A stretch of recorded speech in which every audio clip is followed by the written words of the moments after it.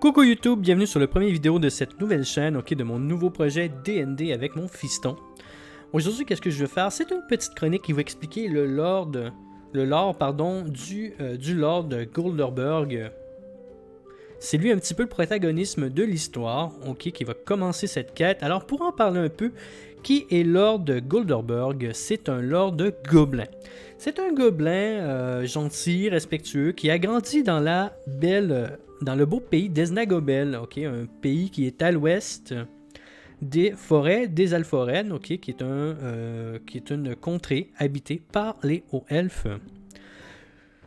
Lui, il a grandi dans les mines, il a vécu toute sa vie à Esnagobel, il a travaillé dans les mines, il est devenu assez riche rapidement et il s'est installé en ville, vu qu'il voulait prospérer, qu'il n'y avait aucune méchanceté. Il s'est construit un petit manoir où il a finalement été élu par les autres habitants d'Esnagob. Là, on va en parler d'Esnagob tantôt. Il est élu comme un peu l'intendant de la ville d'Esnagob. Cette ville-là, elle est un petit peu spéciale. Elle est habitée par seulement des petites personnes. Ça veut dire qu'il y a des nains, il y a des gobelins, il y a des gnomes, il y a des alphelins. La ville, elle est divisée en cadrans. Le cadran nord de la ville, c'est les quartiers des nains, où on a des forges, des joailleries, des boucheries de gros animaux.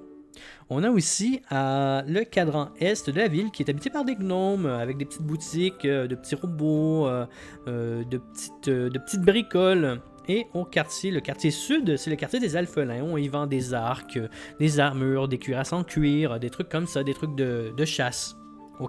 Et dans le cadran ouest de la ville, on a justement Lord Goldberg qui s'est vu attitré le titre de Lord ou d'intendant. Tout dépend les gens qui l'appellent. Lui, il est au seuil de la mort. C'est un petit vieux, il est proche de mourir, mais il veut pas mourir. Il veut vivre encore quelques années. Fait qu'il se dit dans sa tête, qu'est-ce que je pourrais faire justement pour vivre encore quelques années? Il se demande ça depuis une couple de mois. Il sait que son heure est venue. La ville lui a déjà creusé une tombe dans le cimetière d'Esnagob. Puis il s'est dit qu'il avait entendu des rumeurs sur quelque chose qui se passait du côté des elfes.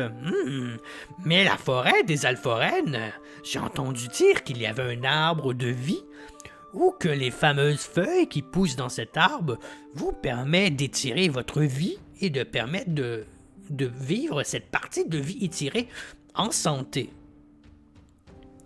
Mais là, il s'est dit, il peut pas aller chercher les feuilles par lui-même. C'était un petit aventurier étant plus jeune. Il a fait quelques pillages puis tout dans des tombes, dans des trucs. Mais aujourd'hui, il est tout vieux, tout ratatiné, au port de la mort. Il se dit qu'il va envoyer quelqu'un. Mais il sait pas qui. Fait que là, il cherche. Puis là, il s'est entendu dire par un de ses gardes nains, ouais, mais Lord, vous savez qu'Arsalor est revenu en ville. On l'a vu traîner dans les rues de Esnagob et se diriger vers le village des exilés. Ah oui, Esnagob. Ah oui, Arsalor est revenu à Esnagob. Fait que là, il se dit que ça serait une bonne idée d'engager Arsalor. Arsalor, c'est un haut elfe qui s'est enfui de la forêt des Alforènes quand il était tout petit. Il s'est réfugié à Esnagob, il savait pas trop qu'est-ce qu'il faisait, puis ses parents sont jamais venus le chercher, fait qu'il a grandi avec les nains, les gobelins et tout. Il est devenu très grand, mais c'est pas mal tout. Une fois qu'il était assez grand, lui il a décidé qu'il voulait pas ouvrir un commerce, pas travailler dans les mines, fait qu'il est parti en aventure avec son arc, puis il s'est dit qu'il allait revenir plus tard. Fait que là, on a entendu des rumeurs comme quoi il est revenu, qu'il est venu s'installer dans le village des exilés, un village au sud d'Esnagobel, justement où que les aventuriers ils vont chiller, ils ne veulent pas se faire remarquer parce qu'ils sont grands ou sont gros, peu importe. Ils s'en vont pas dans la ville d'Esnagob, ils préfèrent aller chiller dans le village des exilés, au sud. Je pourrais lui écrire une missive lui expliquant que j'aurais besoin de ses services.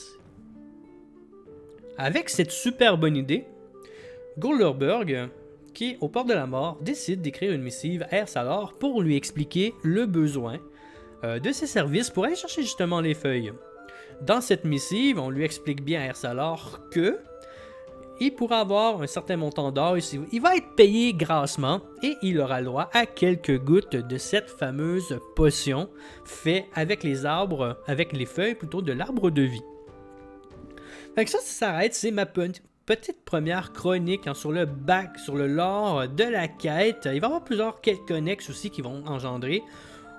Une fois la missive écrite par Goldberg, il va lui mettre le sceau, puis il va le donner à un de ses meilleurs messagers, un messager nain que vous allez connaître dans la prochaine chronique.